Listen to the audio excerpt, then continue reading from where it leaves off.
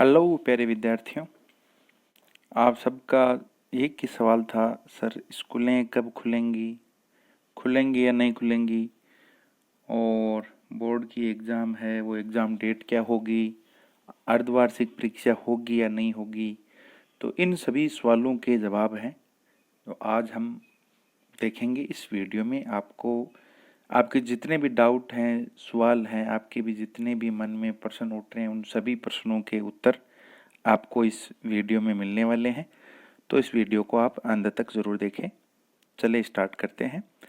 जो शिक्षा माध्यमिक बोर्ड राजस्थान बीकानेर के ऑफिशियल जो नोटिस मिला है उसके अकॉर्डिंग अलग अलग इसमें डिवाइस बनाई गई हैं। जैसे कक्षा 8-9 है या 9 से 12 तक है, कक्षा 6-7-8 है, कक्षा 3-4-5 है, कक्षा 1-2 है। सभी कक्षाओं का इसमें सिलेबस और एग्ज़ाम से संबंधित इसमें पूरा पैटर्न है, उस पर बात की गई है।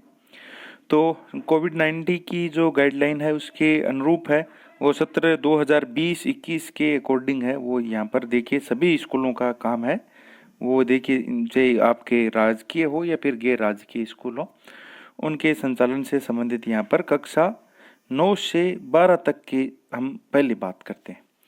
तो देखिए जिज्ञासा समाधान मार्गदर्शन के लिए अभिभावकों की सहमति से विद्यालय आने वाले कक्षा 9 से 12 के विद्यार्थियों को जिज्ञासा समाधान के अतिरिक्त विद्यालय आने के दौरान सप्ताह भर के लिए गृह कार्य भी दिया जाएगा। यानी जो राजस्थान सरकार की गाइडलाइन के अकॉर्डिंग कक्षा 9 से 12 तक के विद्यार्थी हैं वो क्या हो सकते हैं, अपने गार्जियंस की सहमति से क्या हो सकते हैं, वो स्कूल में आ सकते हैं। तो जो आपके अभिभावक की सहमति थी, तो अब तक आपके जिज्ञासा का समाधान नहीं था। यानी बच्चे को कोई डाउट है किसी चैप्टर को, किसी प्रश्न को लेकर, मैथ के टॉपिक को लेकर, किसी सवाल को लेकर, तो उससे संबंधित है बच्चा स्कूल में आ सकता था। लेकिन अब इसके साथ साथ एक काम और कर दिया है कि इसमें बच्चे को होमवर्क भी देना है, गृह कार्य भी आपको दिया जाएगा।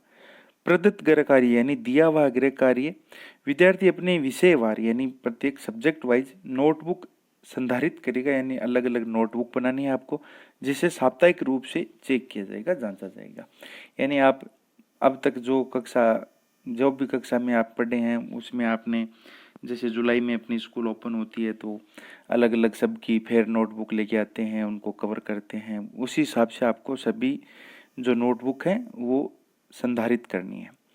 विषय अध्यापक विद्यार्थी की जिज्ञासा समाधान के अतिरिक्त गृह कार्य देने व जांच कार्य भी आवश्यक रूप से करेंगे। यानी जो सब्जेक्ट टीचर हैं वो आपके जो डाउट क्लियर के साथ साथ आपके होमवर्क भी देंगे और उसको चेक भी करेंगे। इसी प्रकार से इसमें अब देखिए क्या इसमें विशेष क्या है। एक तो आपकी एग्ज़ाम है, वो सभी आपकी वार्षिक परीक्षाएं हैं वो 15 मई से शुरू होंगी। 15 मई से आपकी वार्षिक परीक्षाएं शुरू होने की अब तक की नोटिफिकेशन चल रहा है, न्यूज़ चल रही है। इसके अलावा देखिए इसमें जो वार्षिक बोर्ड परीक्षा हेतु 20% अंक यानी जो आपके सत्रांक हैं वो मूल्यांकन के रूप में भेजे जाएंगे। 80% अंक है वो लिखित परीक्षा में जो अब तक होता था उसमें दिए जाएंगे। इसके अलावा जो कक्षा 11 व 12 के जो प्रैक्टिकल विषय हैं उसमें गृह कार्य आधारित जो आंतरिक मूल्यांकन है उसके साथ साथ जो आपके प्रैक्टिकल के अंक के अतिरिक्त शेष अंकों का भी 20% होगा। जैसे जीव विज्ञान, भौतिक विज्ञान, रसायन विज्ञान, जीव भूगोल, चित्रकला, इसके जो हैं वो नंबर हैं वो अलग से रहेंगे। प्रायोगिक विषय हेतु प्रावधान यानी जो प्रैक्टिकल विषय हैं उनके लिए से अलग से यहाँ पर जो है प्रावधान किया गया है।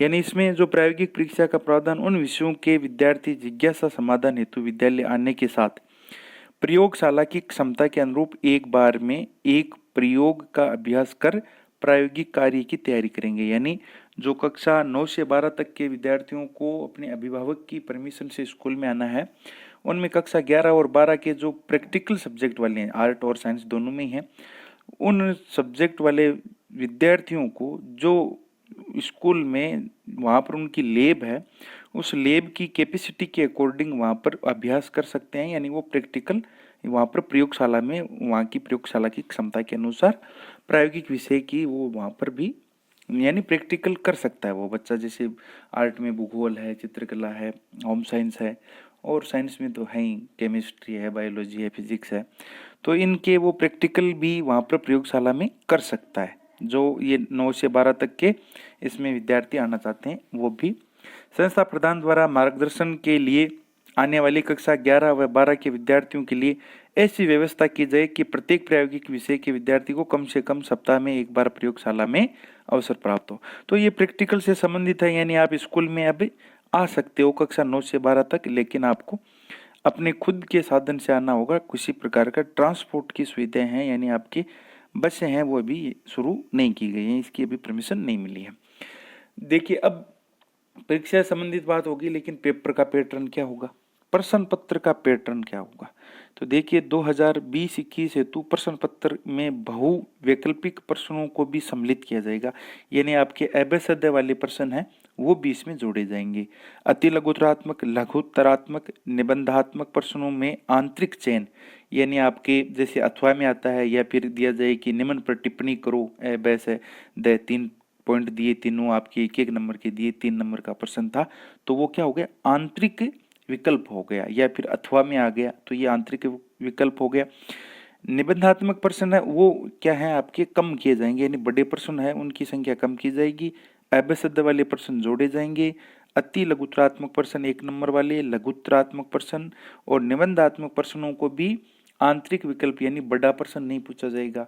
बड़े प्रश्न के भी 3 टुकड़े पूछे जाएंगे, जैसे अब तक आपके विज्ञान में, हिस्ट्री में, ज्योग्राफी में, बायोलॉजी में निबंधात्मक प्रश्नों में पूछा जाता है। कोई भी प्रश्न है तो उस प्रश्न के 2 बिंदु 3 बिंदु पूछ लिए कि निम्नलिखित पर टिप्पणी कीजिए, तो वो 2-2 नंबर के पूछ लिए, या फिर 1-1 नंबर के पूछ लिए, या फिर 1.5-1.5 नंबर के, तो वो आंतरिक विकल्प होता है।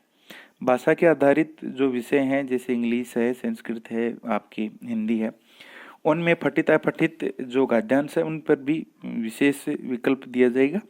विद्यार्थियों की परीक्षा तैयारी हेतु परीक्षा योजना, पैटर्न, नमूने के प्रश्न पत्र हैं, यानी जो आपके 5 मॉडल पेपर अब तक बोर्ड द्वारा उपलब्ध करवाए जाते थे, वो 15 जनवरी 2021 के बाद में आप उपलब्ध करवा दिए जाएंगे। जैसे भी साइट पे आते हैं तो हम आपके सामने लेकर आ जाएंगे। अब देखिए, ये तो बात थी कक्षा 9 से 12 तक।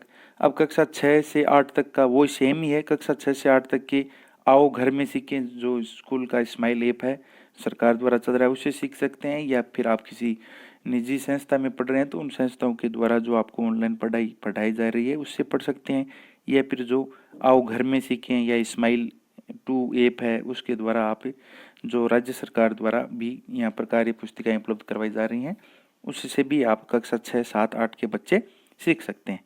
प्रश्न पत्र पैटर्न में कक्षा 9 से 12 में उल्लेखित प्रावधानों के अनुरूप परिवर्तन किया जाएगा। गैर सरकारी विद्यालयों में भी परीक्षा व पेपर पैटर्न वैसे ही बदलेगा जैसे सरकार बदलना चाहती है। आंतरिक मूल्यांकन के लिए गैर सरकारी विद्यालय में निर्धारित संशोधित पाठ्यक्रम के अनुरूप ही गृह कार्य तैयार करके विद्यार्थी को उपलब्ध करवाया जाएगा, तो वो सेम ही रहेगा जैसे वो गवर्नमेंट रूल अपना चेंज करती है।